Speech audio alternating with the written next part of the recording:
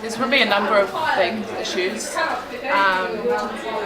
From my perspective, being a student and working part-time and renting, probably like wages, low wages at the moment, the cost of living. There's a lot of issues within the prison structure at the moment, and crime, and then also I would say like SIFs needs restructuring. There's huge issues going on with SIFs. Our minimum wage hasn't gone up.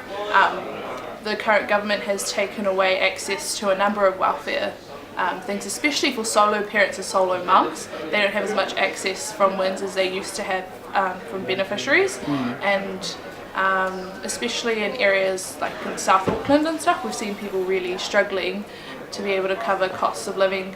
Working in an electorate office with an MP, I've had a number of constituents coming in with cases where they can't feed their families.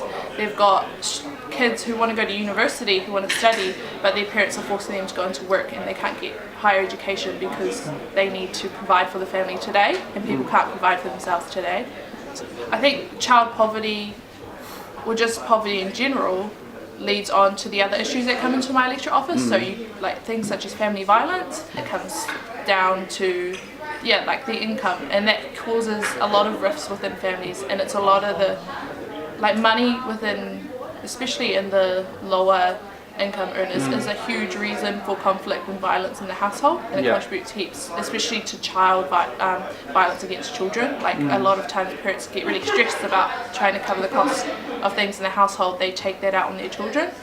Absolutely, I think that's where it starts from. If we want any change in our society, and a lot of people have a bad perspective on politicians, a bad perspective on our government, but that's the only way that we can enforce change.